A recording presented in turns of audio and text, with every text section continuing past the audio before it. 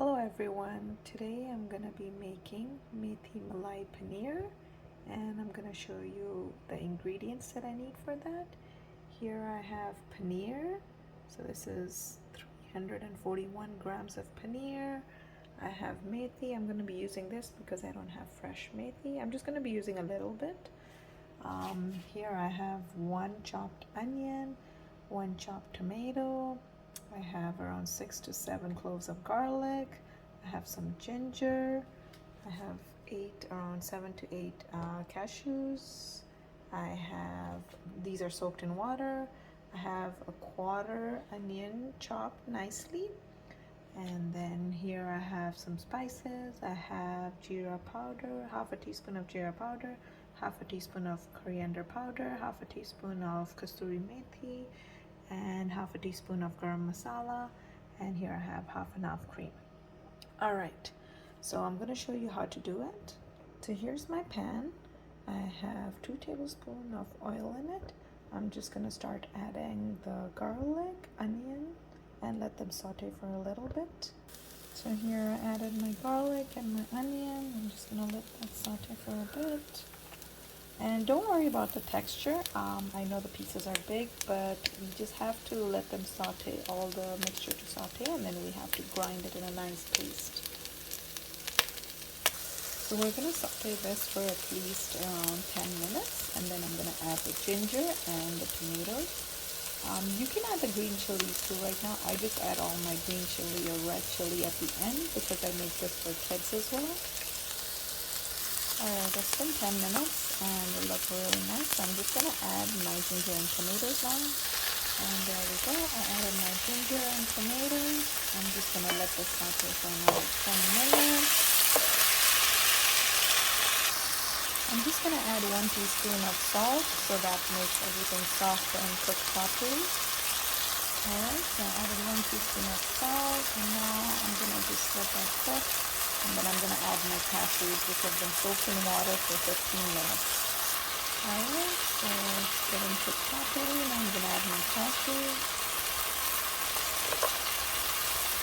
And we're going to let this cook for another 10 minutes.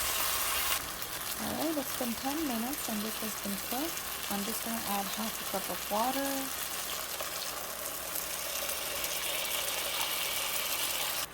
Alright, after 5 minutes, I'm just going to switch it off, let this cool down, so that way I can put it in a blender and make a nice paste.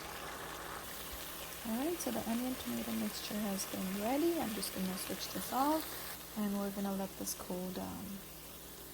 Alright, so while that cools down, I got the pan. I added 1 tablespoon of oil. I'm just going to add the chopped methi and let that saute. Here I added my chopped methi. I'm just going to add half a teaspoon of salt so that the bitterness goes away. And I'm going to let this cook for around 10 to 15 minutes.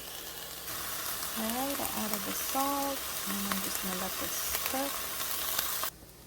Alright, it's been more than 15 minutes and my methi is all done. So this is how the texture should look like when it's sauteed nicely. Alright, so we're going to start doing the next step. Alright, in the same pan, I added 2 teaspoons of oil and I'm going to add my very finely chopped onion. And I'm going to saute this for a little bit. It's been 5 minutes and the onions have been cooked properly, nice and golden brown.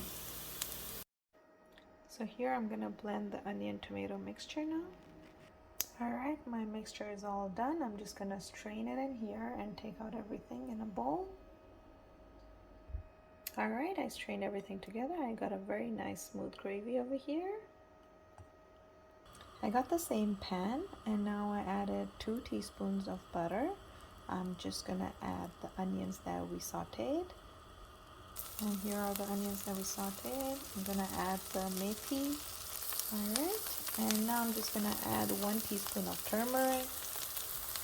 Alright, and after adding that, we're going to just let this saute and then I'm going to add the gravy that we just blended. Alright, now I added the gravy and I'm just going to mix everything together and let it cook for 10 minutes. Alright, it's been 10 minutes and now I'm just going to add all the spices, the jeera, the dhania powder, masala.